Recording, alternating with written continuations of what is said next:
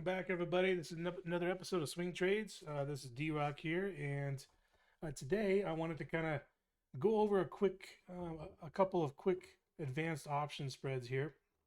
I had some requests from some other people, so I'm going to do what I can and probably just go over a couple of them and try not to get too far into the weeds here on it. But yeah, let's go ahead and do so.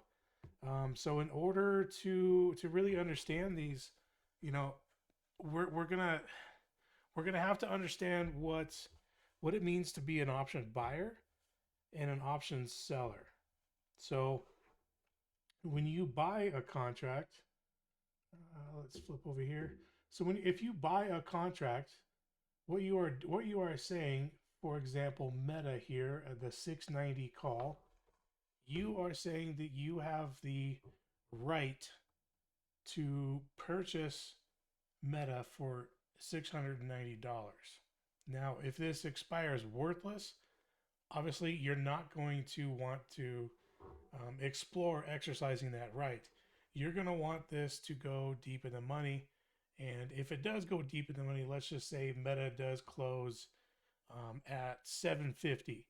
And instead of selling the contract that you have, this 690 contract, instead of selling that for a profit, which you could do, you could exercise your right to instead purchase 100 shares of Meta with a cost basis of $690. Meanwhile, Meta, is whatever I said it was, 720 or whatever it is. So you're transferring your profit. You're taking your profit from the call, and instead of just selling that and walking away with that, you're saying, no, I want to stay in this trade and accept, I want to actually own it. I want to own these shares at a really good price. Uh, so that's kind of what the buyer does. They exercise or they have the right to exercise a contract. Now, on the put side, it's the same thing, except on the put side, now the buyer has the right, for example, the 685, to sell their Meta shares for $685. So a lot of people will use this as a hedge. So if they have 100 shares of Meta, they might use this as a hedge and they might buy, for example, the 670s. And should Meta actually get and close underneath 670, well, they can either sell their put for profit and still just hold on to their Meta shares, or they can exercise their right and actually sell those shares for $670. Meanwhile, who knows? Meta could be at 630. Who knows? So even if Meta is dropped all the way down to 630, they can close out their shares. They can exercise their right and sell their shares for $670, if that makes sense. So a lot of people, when they have shares and they want to do like a put hedge on their position, they will go out to whatever their cost basis is. Let's say their cost basis is 650 on their shares, and they've been in this for a long time. They don't want to sell this at 650 or below. They want to, if they have to, they want to sell it for at least a little bit of a profit, but they do want to protect themselves from downside. So what they might do is they might purchase something a bit above here, or even the 650s or 655s, something of that nature there. And that way they at least they've spent, maybe the 655s, they'll spend $5.70 to protect their position, their 100 shares of stock against a crash. So if Meta does, for example, theoretically just crash and go down to $630 by the time this expiration hits, then they can at any time exercise their right, because these 655s will be deep in the money at that point. And they can actually, even though Meta might be trading at 630, 620 or whatever, they can sell their shares for $655. Meanwhile, they have a cost basis of 650, so they're probably going to walk out of there with a little bit of a profit, even though Meta crashed.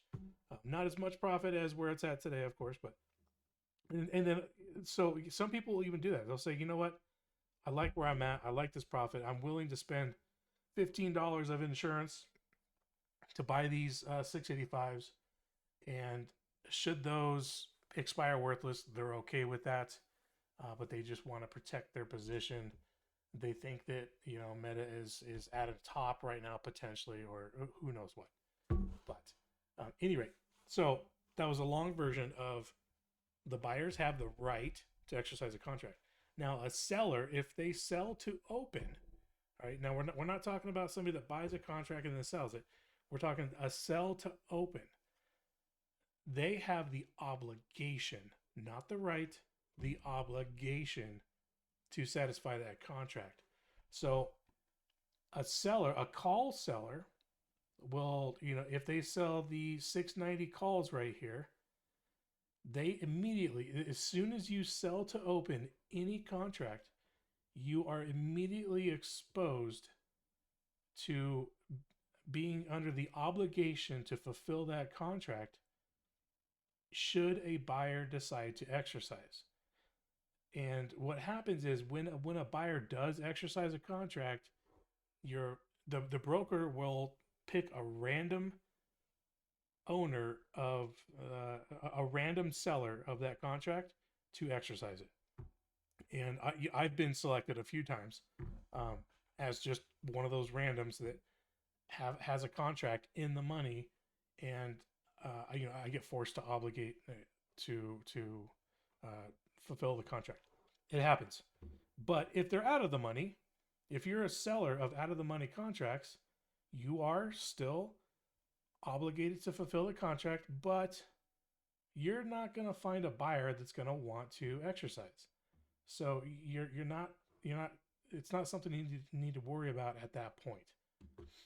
So if you sell to open the 700 calls, for example, probably against 100 shares of Meta, then you are under obligation. However, if Meta never even touches 700 throughout this entire time, 16 days to expiration, if it never touches that, then you're just collecting premium. You're just waiting for this thing to expire worthless. You'll collect the entire, $11, $12 of premium, whatever it is, and you can sell another contract further out in time. However, if Meta does burst over 700 at any time, the second that Meta is over 700, you could be exposed to being obligated to actually sell those shares at $700. And the further out in time, the less likely, the further in, the closer to expiration, the more likely it is that somebody will exercise.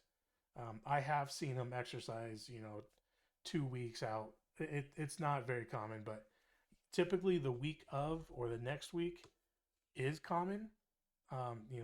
Going further than that, 2-3 weeks, it is typically not something that people do, but it can happen. It absolutely can happen. So you just have to be aware of that. And it's important to understand this concept of, for every contract, there is a buyer and a seller, period. It could be the market maker. It could be another retail trader or a huge investor. You don't know. You have no idea. But every single contract, there is a buyer and a seller. So when you're doing option spreads, most of these spreads are going to include both of them.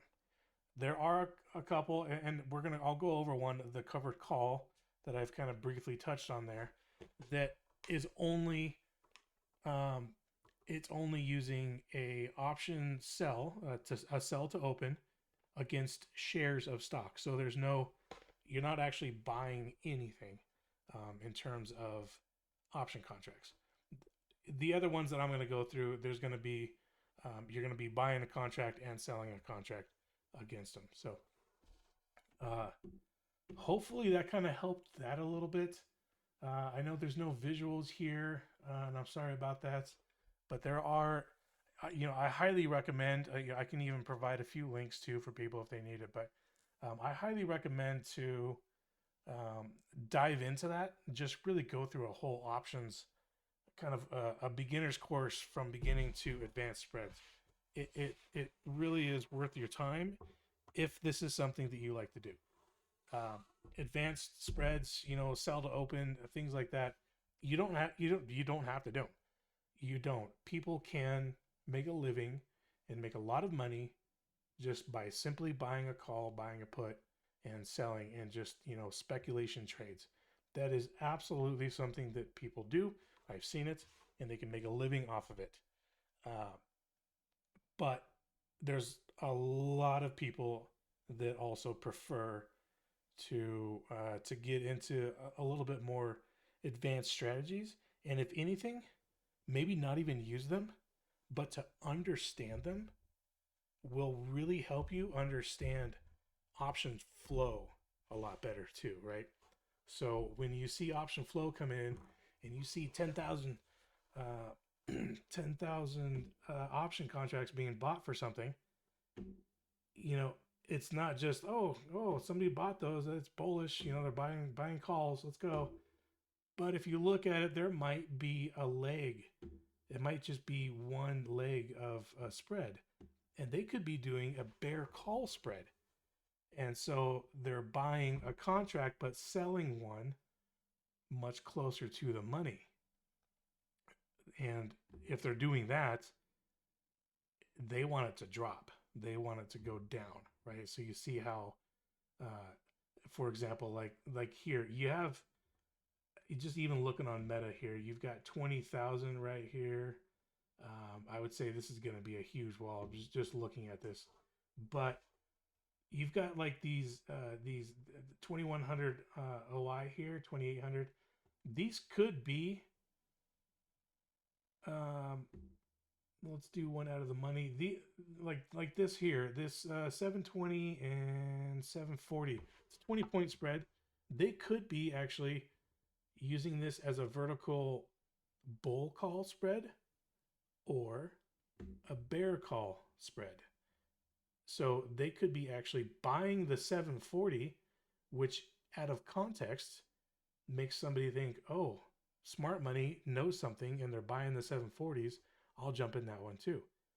But if you're not looking, if you don't understand flow well, or if you don't understand spreads, you might not know that they actually coupled that with selling to open the 720s.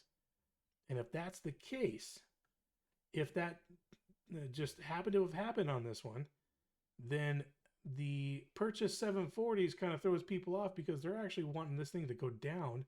They want these to expire worthless. They don't want Nvidia to get over 720. That's kind of the idea of that trade. So you see how understanding spreads, at least at minimum, can help you understand flow as well. Just to know, especially like if there's multiple legs in a trade. So I think I digressed a little bit there. Let's go into a covered call. So let's look at Meta, since I'm looking at Meta, and we'll look at the chart here. Meta's been on a tear. It's been a great time here with Meta. Now I want to kind of show you selling a call against shares, and not because anybody here is going to want to do that, but just to understand it. Covered calls are actually like kind of the gateway into options trading from an equities trader. So somebody that knows equities trading and trades common stocks, and they know that very well, but they don't know anything about options. Covered calls is kind of like a gateway to kind of just get into it, to start understanding a little bit. So we can actually look at this, and let's say we want to look at Meta for next week, and just hypothetically, for the sake of everything here for the video, we're going to say that we don't think that Meta is going to close next week over $710. It might sweep 710, it might get up in there, but this is a supply zone here on the weekly. This is a weekly supply zone and it's at all-time highs. There is just a huge chance, especially on this tear, that it's going to come up here and touch this, and it's going to need to retrace before actually breaking through. Who knows if that's actually going to happen, but we're just saying that for the sake of argument, for the sake of this particular lesson here. So, and let's say you don't own anything, you don't own any Meta, but you want to get into a covered call. You want to actually buy some shares of Meta with the intention of hopefully actually owning the shares and still holding on to them. But at the same time, you want to kind of lock yourself into a just in case scenario, maybe collect a little bit more premium and get these shares for just a little bit cheaper. So we'll look at that, and we'll look at Meta. And I use Thinkorswim. There's other platforms you can use, but I'm going to show you some of the things that you can do here. And so we're going to look at Meta. Let's look at, dang, I keep clicking on the wrong screen. We're going to look at next week, June 13th. And what did we say? 710. Okay. So these are, you know, roughly 505 on the bid here. So I'm going to go ahead. I'm just going to right click, analyze buy trade, and we're going to go to a covered stock. All right. So right there, right off the bat. And at the same time, I'm going to analyze, or I'm going to look at this one, analyze buy trade. Here we go. So if I were to buy 100 shares, why did it go to 50? If I were to buy 100 shares of Meta, it would cost me $688 per share. So, you know, 68K, almost 69. Now, if I wanted to go ahead and sell, if I wanted to get into a covered call, I'm still going to buy these shares at whatever price it's at, but then I'm also going to just take $5 off of it, right? So let me actually just kind of look at this. Yeah. Okay. So 68K, 68.8. Now here, this is just a simulated count too, so don't get your hopes all up here. Here now, this is going to cost 68K, but $500 less. Literally just $500 less, and that's because we're going to sell this contract right here. And we've chosen 710 just because, you know, that's what we want to do for this. Ideally, probably you're going to want to just buy the shares. You're going to wait for that stock to actually touch 710 or get close to it, and then sell them when they're at the money, so that you can collect more premiums. So you see this premium here is $13, and you're going to collect a lot more. But just for this example, we're just going to say, okay, let's do this. So we're going to look here, risk profile. I'm going to undo this one. This is your risk graph, and learning these risk graphs is going to help you out a lot if you're going to do advanced option spreads and just kind of understanding things. So when I'm looking at this risk graph for a regular stock position, regular shares of stock, you can see here there is unlimited loss and unlimited profit. And I guess technically the loss is limited to 0. So if Meta goes to 0, it's 0. But it's all the way down. There's no protection at all. And on the same side, there is unlimited profits. And that's just how shares work. This is a 100 delta, right? Or a 1 delta. So when you do the covered call, you are actually, dang, I keep clicking on the wrong screen. My gosh. You are actually locking yourself in to a max profit scenario, right? You see how it curves up here, right here at 700 on the stock price.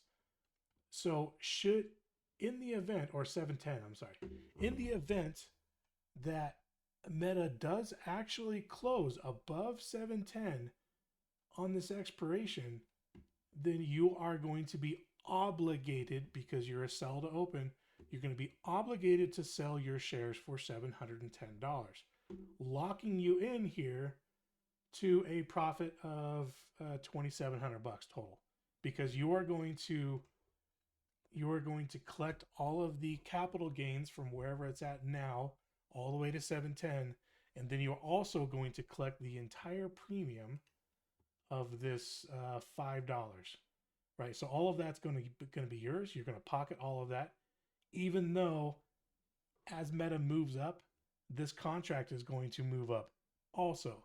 So, at the money, this thing could be worth, $10, 13, something like that. And it doesn't matter, because by the time it actually closes out, when it expires, you will just pocket this $500 and you will sell your shares for 710. It's that simple.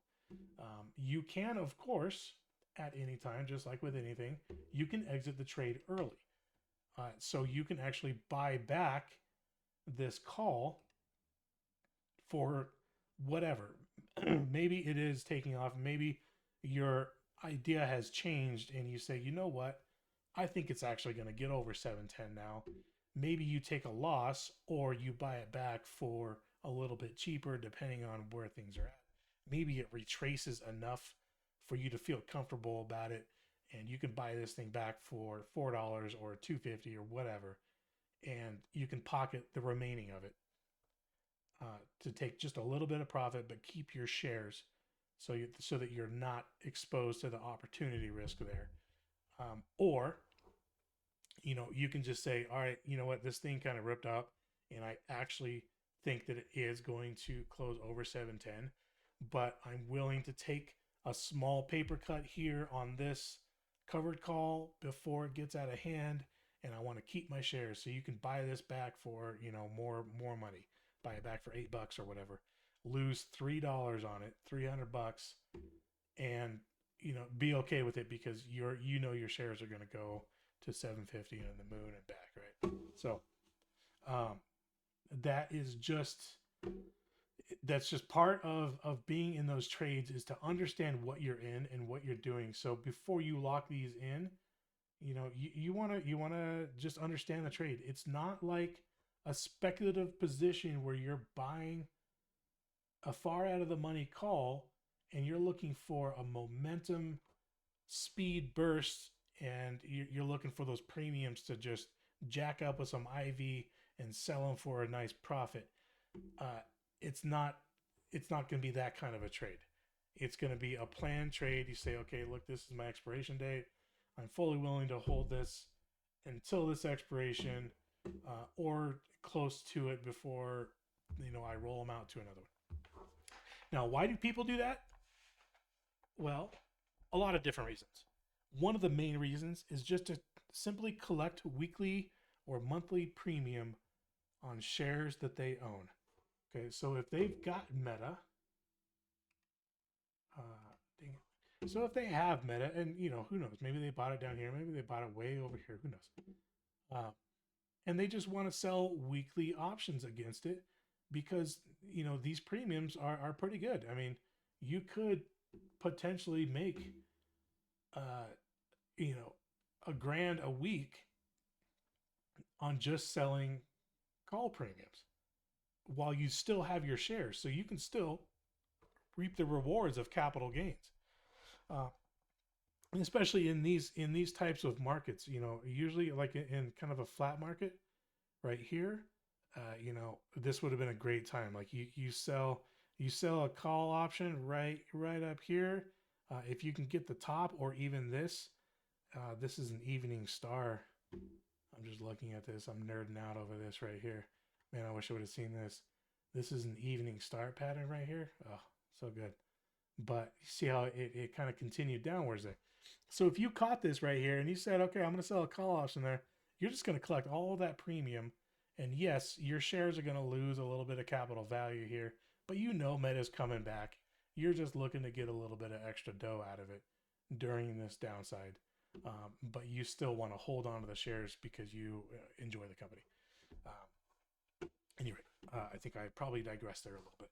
So That is kind of a covered call position. Now, what you'll probably see more often than not are people selling at the money. So they will wait and they will sell at the money. So if I were to do this, and yeah, we're looking at this one here, 710. Let's actually just sell the 687.5. And forgive me, this isn't, I don't think this is showing up on the video, but here we go. 687.5. So now you can see if I buy Meta, it's 688. If I sell an at the money and buy Meta, it's actually 674. Now, why would I want to do that? Well, if you look at this chart, maybe you're thinking this is resistance. And we are going to retrace here at least a little bit, a couple of days, a couple of sessions here, and then maybe next week we're gonna rip through it. So you can just go ahead and get back over here. You can sell at the money and try to collect this premium, or even jump down to this week, which is what, just 2 days, 2 days to expiry here. So tomorrow it'll be a 1DT. And you can just grab this premium because you don't think it's going to close over 687.5 this week. I mean, that's a good amount of premium. It's going to be a little bit lower tomorrow, depending on where it opens, but that's a good little chunk that you just collect there real quick. You know that that Meta is exposed to some potential downside. You're just going to collect some cash and hold on to your shares for the next week, or you're fully well comfortable with exercising these and actually selling your shares for $687 and pocket the premium. So either way, that's why a lot of people will do that, and they will sell even in the monies as well, just to kind of really collect that intrinsic value. Whereas selling here at 710 for this week, you collect $1. Is that worth it? Probably not. Probably not. But who knows? I mean, some people it is. It really is for some people. So, any rate, I think I probably went too far into covered calls. Let me see. I'm at about 30 minutes on this video. So I think I will try to do another video of vertical spread. You know what? We'll just keep going. We're just gonna get right into it.